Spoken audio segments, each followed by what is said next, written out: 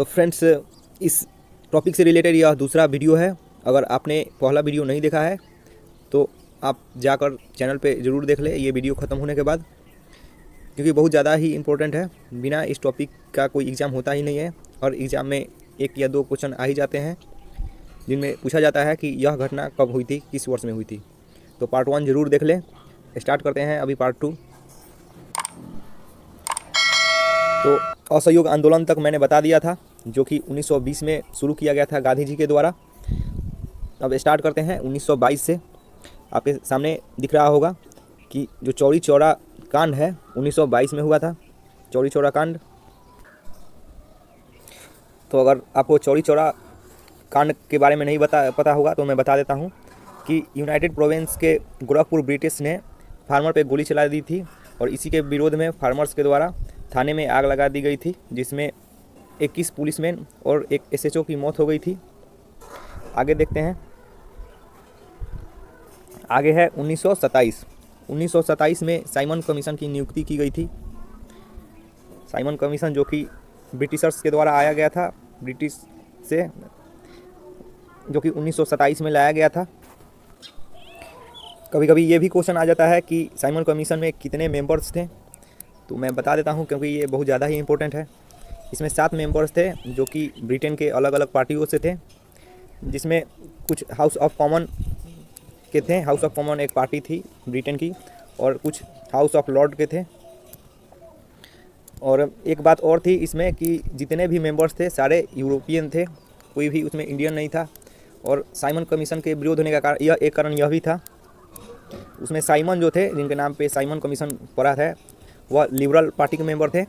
ये भी एग्जाम में बहुत बार पूछा जा चुका है कि साइमन किस पार्टी से थे, तो साइमन लिबरल पार्टी से थे। लिबरल पार्टी वहीं की थी, ब्रिटेन की। एक बाथम नाम के थे मेंबर, वो एक कंजर्वेटिव पार्टी के थे मेंबर। कंजर्वेटिव पार्टी भी एक पार्टी थी ब्रिटेन की ही। तो साइमन लिबरल पार्टी के थे, बाथम कंजर्वेटिव पार्टी के। एक क्लीमेंट एटली थे, क्लाइमेट एटली भी कहीं कहीं लिखा रहता है हिंदी में, ये लेबर पार्टी से थे। तो आपको इन तीनों का भी नाम याद रखना है, साइमन, बाथम और क्लाइमेट एटली। साइमन लिबरल पार्टी के, बाथम कंजर्वेटिव पार्टी के, और क्लाइमेट एटली लिबरल पार्टी के, लेबर पार्टी के। और एक बात और आपको ध्यान में रखनी है कि जब भारत आज़ाद होता है उस समय जो ब्रिटेन के प्रधानमंत्री होते हैं वो यही होते हैं, क्लाइमेट एटली। ठीक है, क्लाइमेट एटली या फिर क्लीमेंट एटली भी कहीं लिखा हो तो आप कंफ्यूज नहीं होना। ये भी क्वेश्चन आ सकता है कि जब भारत आज़ाद हुआ था तो ब्रिटेन के प्रधानमंत्री कौन थे? क्लीमेंट एटली।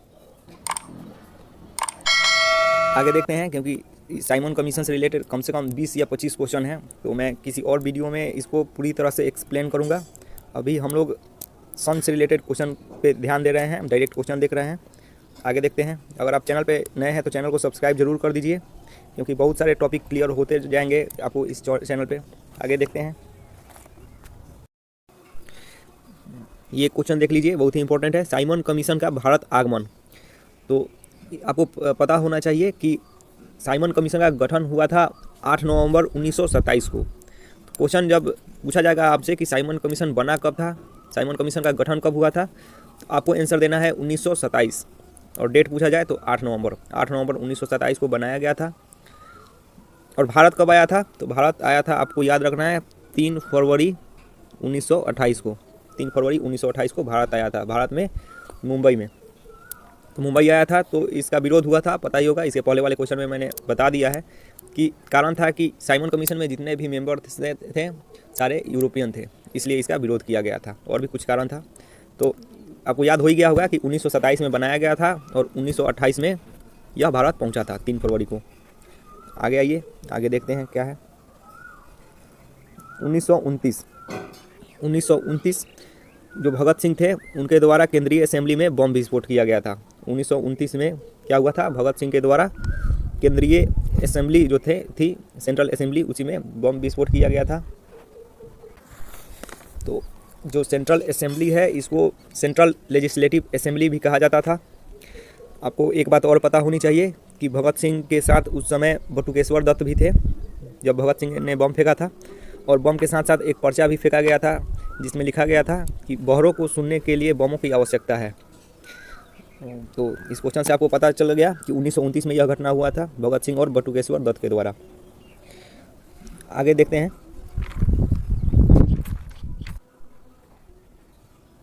ये बहुत ही ज़्यादा इम्पोर्टेंट है।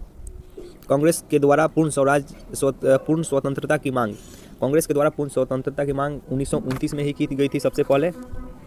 तो यहाँ से डायरेक्ट क्वेश्चन यही आता है कि कांग्रेस के द्वारा पूर्ण स्वतंत्रता की मांग किस वर्ष की गई थी। तो 1929 आपको याद रखना है। आगे देखते हैं। जितने भी मैं पॉइंट बता रहा हूँ ये सारे क्वेश्चन पूछे जा चुके हैं। आगे देखते हैं। 1930, ये आसान है क्वेश्चन। सविनय अवज्ञा आंदोलन 1930 में शुरू की गई थी। आपको पता होगा दांडी यात्रा जब समाप्त हुआ था उसी समय शुरू किया गया था सविनय अवज्ञा आंदोलन। तो अगर आपको डेट जानना है तो डेट जान लीजिए कि सविनय अवज्ञा आंदोलन 6 अप्रैल 1930 से लेके मार्च 1931 तक चला था। 6 अप्रैल 1930 से लेके मार्च 1931 तक। आगे देखते हैं। प्रथम गोलमेज सम्मेलन, यह भी बहुत ही इम्पोर्टेंट है। प्रथम गोलमेज सम्मेलन 1930 में हुआ था। तो इसको राउंड कॉन्फ्रेंस भी बोला जाता है। आपको राउंड टेबल कॉन्फ्रेंस, इस टॉपिक से आपको कुछ क्वेश्चन याद होने चाहिए जिसको मैं अभी बता देता हूँ। आगे भी अगले वीडियो में भी मैं बता दूंगा इसको पूरी तरह से, लेकिन एक बार थोड़ा सा और भी बता देता हूँ अभी कि ये जो फर्स्ट गोलमेज सम्मेलन था इसको लंदन के सेंट जॉर्ज पैलेस में उद्घाटन किया गया था। सेंट जॉर्ज पैलेस में, और जो वहाँ के राजा थे जॉर्ज पंचम, उन्हीं के द्वारा इसका उद्घाटन किया गया था। क्या नाम था उनके वहाँ के राजा का? जॉर्ज पंचम।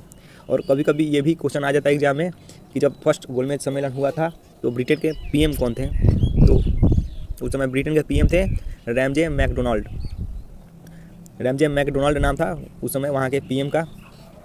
आपको पता होगा कि यहाँ भारत से 89 मेंबर शामिल हुए थे, 89, लेकिन इसमें कांग्रेस शामिल नहीं हुई थी। तो आपको ध्यान में रखना है कि जो फर्स्ट गोलमेज सम्मेलन हुआ था उसमें कांग्रेस शामिल नहीं हुई थी और भारत से 89 मेंबर्स शामिल हुए थे। और ये कब से कब तक चला था? तो ये 12 नवंबर 1930 से 9 जनवरी 1931 तक चला था। 12 नवंबर 1930 से 9 जनवरी 1931 तक चला था।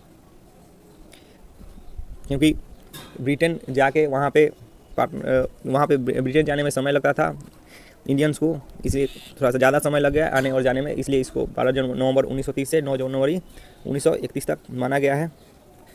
इसमें कौन कौन से पार्टी शामिल हुई थी तो आप देख लीजिए कि जो हिंदू महासभा था ये शामिल हुआ था। इसमें से कुछ नेता थे जैसे तेज बहादुर सप्रू, जो उदारवादी नेता थे, ये भी शामिल हुए थे। मुस्लिम लीग शामिल हुई थी। सिख नेता कुछ शामिल हुए थे जैसे सरदार संपूर्ण सिंह, और भी आगे है तो इसको मैं अगले वीडियो में एक्सप्लेन करूँगा। आगे देखते हैं। तो इस टॉपिक से आपको याद रखना है कि प्रथम गोलमेज सम्मेलन 1930 में हुआ था। आगे देखते हैं।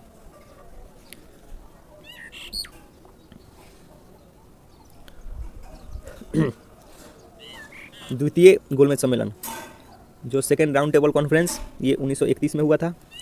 पहला 1930 में, दूसरा 1931 में। और कब हुआ था? तो 7 सितंबर 1931 को शुरुआत हुआ था इसका, वहीं पे लंदन में ही। और ख़त्म कब हुआ था? 1 दिसंबर 1931 को। इसमें सभी लोगों ने भाग लिया। आगे देखते हैं। ये तृतीय गोलमेज सम्मेलन है। तृतीय गोलमेज सम्मेलन कब हुआ था? 1932 में। तो तीनों लाइन से ही है तो आपको याद करने में बहुत ही आसानी होगी कि जो पहला गोलमेज सम्मेलन हुआ था 1930 में, दूसरा 1931 में और तीसरा 1932 में। उम्मीद है कि काफ़ी इम्पोर्टेंट लग रहा होगा ये सारा क्वेश्चन आपको, क्योंकि अभी हाल ही के में जो एग्ज़ाम हुआ था, जैसे आप रेलवे के एनटीपीसी को ही देख लें, उसमें हर शिफ्ट में मॉडर्न हिस्ट्री से कुछ ना कुछ आ ही रहा था। तो आप इस वीडियो को 2 या 3 बार देख लें, आपको पूरा याद हो जाएगा। आगे देखते हैं। आगे देखिए, सांप्रदायिक निर्वाचक प्रणाली की घोषणा, इसको कम्युनल अवार्ड भी बोला जाता है। ये 1932 में लाया गया था। सांप्रदायिक निर्वाचक प्रणाली की घोषणा कब की गई थी? 1932 में। आगे देखते हैं।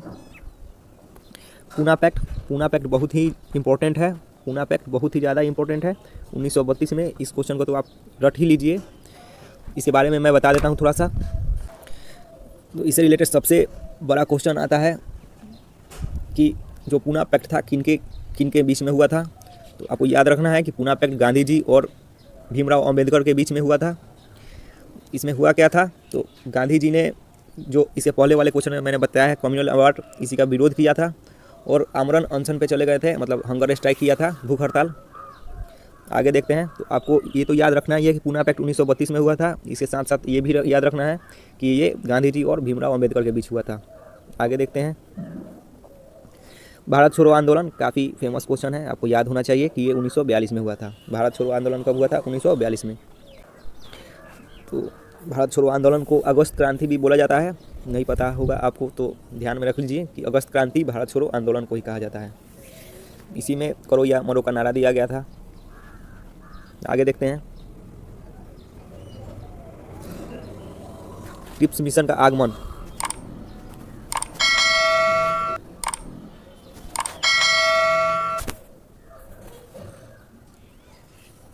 क्रिप्स मिशन का आगमन 1942 में ही हुआ था। तो आपको सीधे याद रखना है कि क्रिप्स मिशन भारत कब आया था? 1942 में। आगे देखते हैं। आज़ाद हिंद फौज की स्थापना। आज़ाद हिंद फौज की स्थापना 1943 में की गई थी। आज़ाद हिंद फौज के बारे में भी जानना जरूरी है। आज़ाद हिंद फौज की स्थापना सुभाष चंद्र बोस के द्वारा की गई थी। तो कुछ क्वेश्चन जो बहुत ज़्यादा इंपॉर्टेंट है, सबसे पहले पूछा जाता है आज़ाद हिंद फौज की स्थापना कब की गई थी? 1943 में। किन के द्वारा की गई थी? सुभाष चंद्र बोस जी के द्वारा। और सुभाष चंद्र बोस जी ने इसकी स्थापना कहाँ की थी आज़ाद हिंद फौज की? तो सिंगापुर में की थी। ठीक है, सिंगापुर में आज़ाद हिंद फौज की स्थापना हुई थी। आगे देखते हैं। कैबिनेट मिशन का आगमन कब हुआ? 1946 में। 1946 में कैबिनेट मिशन का आगमन हुआ था। आपको पता होगा कि भारत की आज़ादी कैबिनेट मिशन के ही द्वारा तय की जाती है। आगे देखते हैं। इसमें है भारतीय संविधान सभा का निर्वाचन। भारतीय संविधान सभा का निर्वाचन जो होता है कब हुआ था? 1946 में। 1946 में ही भारतीय संविधान सभा का निर्वाचन हुआ। आगे देखते हैं। हाँ, अंतरिम सरकार की स्थापना कब की गई? 1946 में। 1946 में ही अंतरिम सरकार की स्थापना हुई। भारतीय संविधान सभा का निर्वाचन भी 1946 में ही हुआ। कैबिनेट मिशन का आगमन भी कब हुआ? 1946 में। तो तीनों पॉइंट इंपॉर्टेंट है। आगे देखते हैं। भारत के विभाजन की माउंटबेटन योजना कब हुई थी? 1947 में। भारत के विभाजन की माउंटबेटन योजना कब की गई थी? कब आई थी? तो 1947 में। बहुत ही इंपॉर्टेंट है। आगे देखते हैं। यह है भारतीय स्वतंत्रता प्राप्ति। तो आपने बचपन से पढ़ा होगा जब आप नर्सरी क्लास में होंगे कि भारत की स्वतंत्रता प्राप्ति कब हुई थी? 15 अगस्त 1947 को। तो उम्मीद है कि आपको सारे क्वेश्चन याद हो गए होंगे। अगर याद नहीं हुए हों तो आप एक बार और ज़रूर देख लें इस वीडियो को। अगर आप किसी भी कॉम्पिटिटिव एग्जाम्स की तैयारी कर रहे हैं तो चैनल को सब्सक्राइब जरूर कर दें, क्योंकि उम्मीद से भी ज़्यादा कंटेंट यहाँ पे मिलेगा। तो सब्सक्राइब जरूर कर दें और बेल आइकन को भी दबा दें कि आपको नोटिफिकेशन हमेशा मिलता रहे जब भी अपलोड हो वीडियो। Thank you.